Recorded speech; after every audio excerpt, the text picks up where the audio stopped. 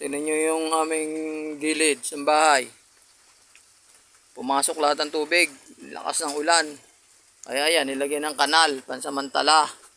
Kasi ito, titibagin pa yan.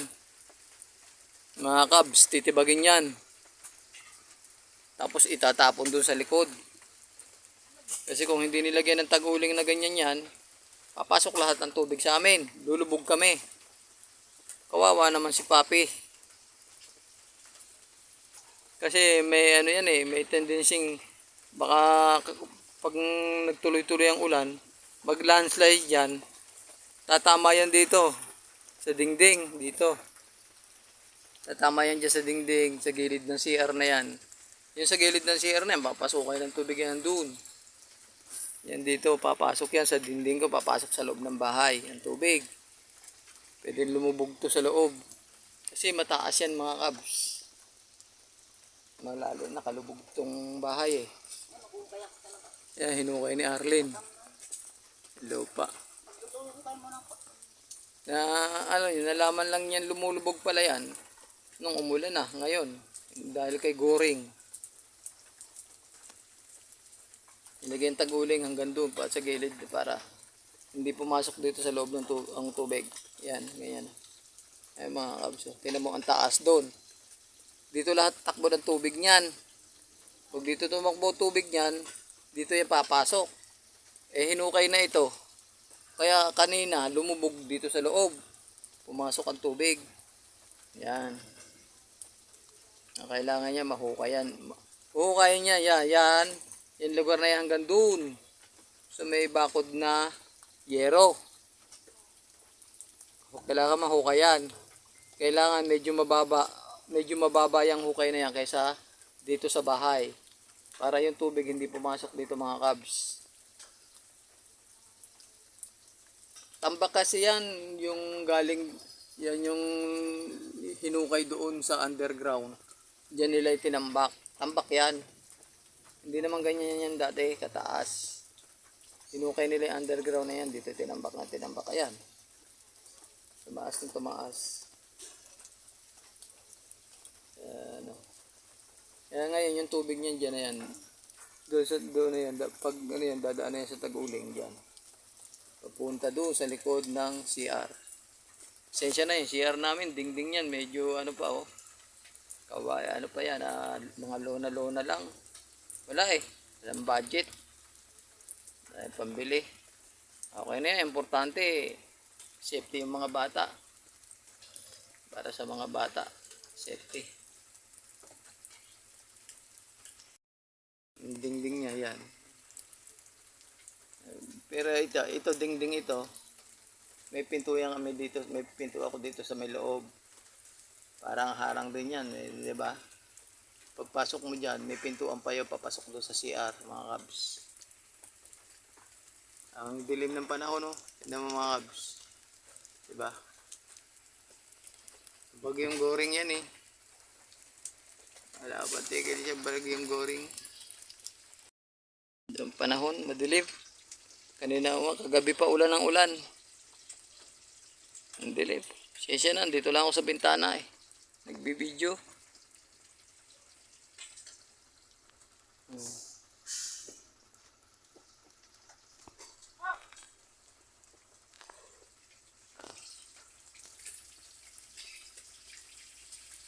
Yan, medyo okay na mga kabs. Kaya lang, nung mahukay na siya mga kabs, puminto ang ulan. Diba? Ipakita natin ang kalangitan. Ayun, naghuhukay. Ganda na yung bareta.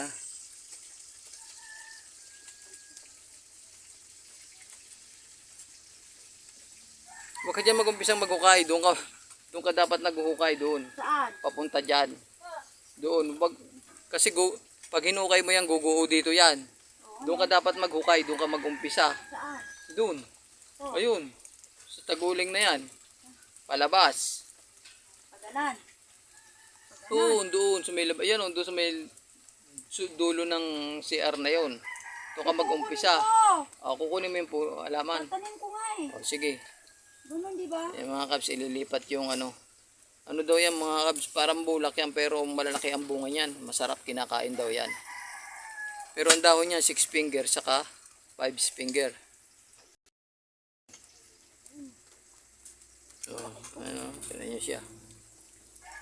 Kailangan wala ako Kailangan niya hukayin yan. Ilipat. Kasi dapat yung bareta natin ang kinuha mo Wala naman natin bari. Pala na lang ang gamitin mo. Yan.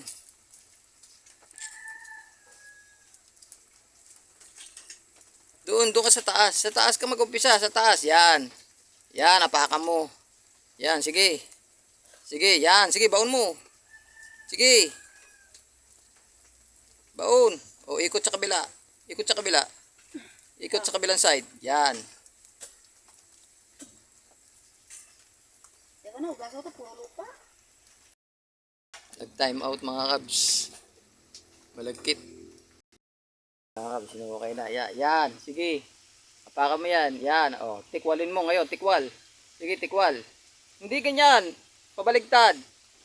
Sa'yo paharap yung pala. Hilahin mo papunta sa'yo yung pala. Hilahin mo papunta sa'yo. Sige, baon mo. Tapos hilahin mo papunta sa'yo yung pala. Hilahin mo papunta sa'yo yung pala. Sige. Sige. Huwag patulak. Yan. Oops! Oh. Bagsak na. Diba? Ang galing.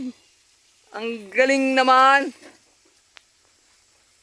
Sama mo yung lupa pag hinukay tanim mo. Okay na. Lipat na siya. Mabuhay ka. Saan mo lilipat? Bakit dyan sa lipat? Saan ba talaga? Hindi ba doon sa may boundary? Sabi ni Papa O, di ba? Ang kanto. Kasi pag tinanim mo yan dyan sa likod, hindi na atin yan. Ayan. Oh, Gab, mga tao, thank you sa panonood. Maraming salamat.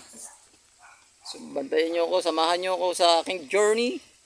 Thank you mga Cubs. Cubs loves you all. God bless you all. Magdasal, maniwala at magtiwala.